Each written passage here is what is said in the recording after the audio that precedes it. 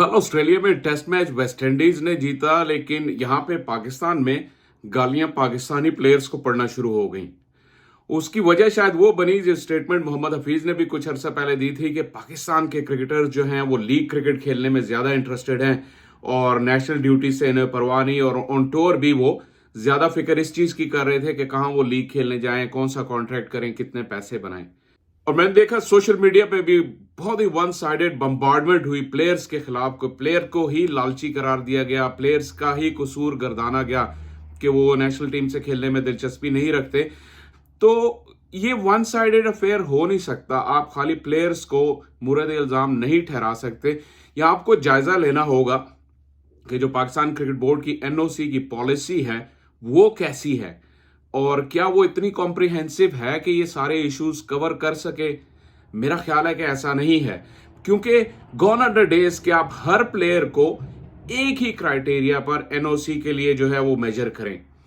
आपको test squad के लिए कौन से प्लेयर्स चाहिए, आपके बॉलर्स जो हैं खासतौर पे फास्ट बॉलर्स, उनकी वर्कलोड मैनेजमेंट कैसे होगी, और बैटर्स जो कैटेगरी है, जो कि पाकिस्तान के बैटर्स की वजह से ही कोई ज्यादा डिमांड नहीं है दुनिया की T20 क्रिकेट में। नए खिलाड़ियों में सिर्फ आजम और साइम हैं जिनकी डिमांड कदरे है, लेकिन आप देख लें रिजवान और बाबर इवन वो दोनों भी बीपीएल में खेल रहे हैं, कहीं दी 100 के बिग बैश में। इस तरह उनकी उस तरह डिमांड नहीं है। तो आप इन सब कैटेगरीज को एक ही रूल पे अप्लाई नहीं कर सकते जब एनओसी देने का मसला आता है। एनओसी में आपको फास्ट बॉलर्स को स्पेशली जो है वो टेक केयर उनकी करनी पड़ती है। अगर आप उनको लीग खेलने से मना करते हैं तो आप उनको कैसे कॉम्पनसेट करते हैं। आपने उनके साथ सेंट्रल कॉन्ट्रैक्ट करते हुए क्या कम्युनिकेशन की थी, उनकी सेंट्रल कॉन्ट्रैक्ट की क्लॉजेज किस तरह डिफरेंट होनी चाहिए। अब सेंट्रल कॉन्ट्रैक्ट भी सबका एक ही क्लॉज एक ही जैसा नहीं होना चाहिए। आपके जो फास्ट बॉलर्स हैं जिनकी वर्कलोड मैनेजमेंट आप चाहते हैं कि आप करें एज ए बोर्ड,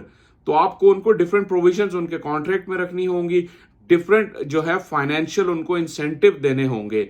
और अगर आप चाहते हैं कि वो फर्स्ट क्लास भी खेलें, फर्स्ट क्लास के लिए तो फिर बहस काफी तरफ निकल जाएगी। सबसे पहले फाइनेंशियल है कि आप उनके फाइनेंशियल जो है इंटरेस्ट जो है उसको सेफ गार्ड करें। ये मत भूलें कि ये जो प्लेयर्स हैं ये बड़े हम्बल बैकग्राउंड से आते हैं और बड़ी मेहनत करके यहां तक पहुंचते हैं। तो जब इनके सामने इस तरह डॉलर्स की रेल पेल होगी तो वो टेम्प्ट तो होंगे, लेकिन as a parent body PCB की रिस्पॉन्सिबिलिटी है कि उनकी इस टेम्पटेशन का इलाज करें, उनको जबरदस्त तरीके से कॉम्पनसेट करें जो उनका हक बनता है, जितनी मेहनत से उन्होंने ये मुकाम बनाया है। और जैसे मैं कह रहा था कि फर्स्ट क्लास क्रिकेट जब आए तो ना सिर्फ पैसों की बात आए, बल्कि आपका फर्स्ट क्लास का स्केड्यूल कैसा है, उसका स्ट्रक्चर कैसा है, आप कौन सी ग्राउंड्स पे उनको खिला रहे हैं। मतलब ये इनका ब्रेड एंड बटर है। और खासतौर पर फास्ट बॉलर्स की लाइफ तो बहुत शॉर्ट है।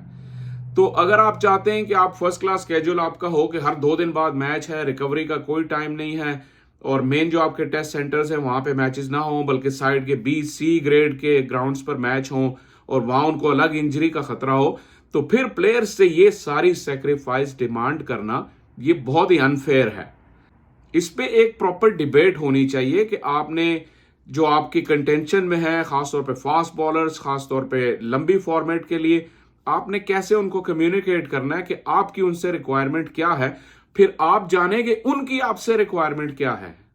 ये भी बहुत जरूरी है। ये वन साइडेड काम नहीं है। ये कोई आपके वो फौज के रंगरूट नहीं है जिनको आपने डंडा दिखा के कभी इधर मोड़ दिया तो कभी उधर मोड़ दिया। ऐसे ये आका और गुलाम वाला रिलेशनशिप जो है वो बोर्ड और प्लेयर्स के दरमियान नहीं चल सकता। ये बड़ा अनप्रोफेशनल है और मुझे हैरत इस चीज पे होती है। मैंने हफीज का जिक्र किया कि आते साथ ही उन्होंने ये स्टेटमेंट्स दी और ये पब्लिक हो गई। ये पब्लिक नहीं होनी चाहिए थी।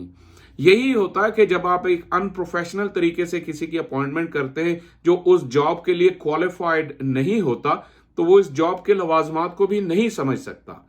और जो बातें अंदरूने खाना सॉर्ट आउट होने वाली हैं उनको पब्लिक में बता के तो आप प्लेयर्स को आवाम की नजरों में गंदा कर रहे हैं। हालांकि आप खुद इसी फ्रेटर्निटी का हिस्सा थे 2 साल पहले। मुझे इस चीज पे भी बड़ी हैरत होती है कि जब प्लेयर्स होते हैं तो इनका सोचने का तरीका और होता है, और जो ही वो मैनेजमेंट में आते हैं तो एकदम वो चाहते हैं कि वो स्कूल टीचर बन जाएं, डंडा लेके जो है वो भेड़ बकरियों की तरफ प्लेयरों को एक तरफ हांकें, सारों को एक तरफ या फिर सारों को दूसरी तरफ, और उसमें से अगर कोई बात करे तो फिर उसको जो है वो बुरा समझा जाता है। मैं अक्सर अपने एक्सपीरियंस को यूज करते हुए कोई क्रिकेटिंग स्लैंग के जो है जुमले यहाँ पे इस्तेमाल करता हूँ। तो अगर कोई इस तरह का सरकश किस्म का बंदा निकला है जो इन चीज़ों पे एतराज़ करे, तो फिर ये उसको पसंद नहीं करते। उसके बारे में ये परसेप्शन बना दिया जाता है, ये बहुत बोलता है, ये तंग करता है, इसको साइडलाइन करो।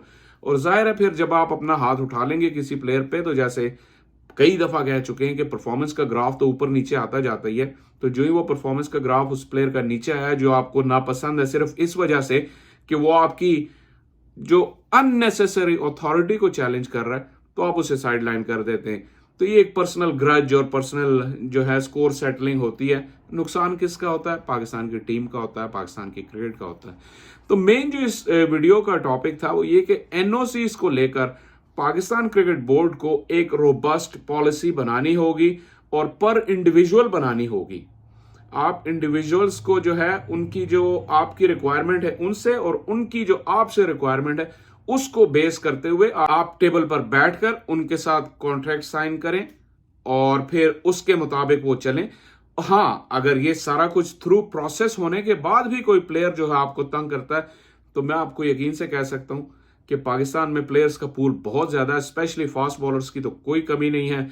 अगर आपको लगता है कि कोई ट्रबल मेकर है, सब कुछ क्लियर कम्युनिकेशन के बावजूद और आपके उनको एश्योरेंसेस देने के बावजूद जो वो आपसे चाहते हैं, अगर उसके बाद वो बैक ट्रैक करते हैं, तो फिर आपके पास बहुत बड़ा पूल है प्लेयर्स का, आपको परेशान होने की जरूरत नहीं है। इसलिए at a time, specially test match cricket की बात हो रही है, तो आपको एट ए टाइम अपने पूल में 8 से 10 या 12 फास्ट बॉलर्स आपके पास ऐसे होते हैं हमेशा सिस्टम में। आप उनको लूप में रखें, आप उनको फर्स्ट क्लास क्रिकेट देते रहें, हो सके तो ए टूर्स देते रहें, ताकि अगर आपकी मेन टीम में कोई इंजरी होती है या कोई डिसिप्लिन का इशू होता है तो आपके पास बैकअप हो। ये कोई इतनी बड़ी रॉकेट साइंस नहीं है। जिस तरह पाकिस्तान दुनिया की एक बहुत बड़ी टीम है, क्रिकेटिंग दुनिया में जाहिर है चंद ही बड़ी टीम है जिसमें से पाकिस्तान एक है, और पाकिस्तान का बोर्ड जो है वो एक बहुत बड़ा कॉर्पोरेट इदारा है। तो इस तरह की पॉलिसी मेकिंग कोई बड़ी रॉकेट साइंस नहीं है, और ये बेहतर है कि हो जाए, क्योंकि जितनी डिले होगी ज्यादा कंफ्यूजन पैदा होगी, ज्यादा प्लेयर्स डिसइल्यूजन होंगे, फैंस डिसइल्यूजन होंगे, और एक इस तरह का एनवायरनमेंट क्रिएट होगा जो कि टीम की तरक्की के लिए अच्छा नहीं होगा।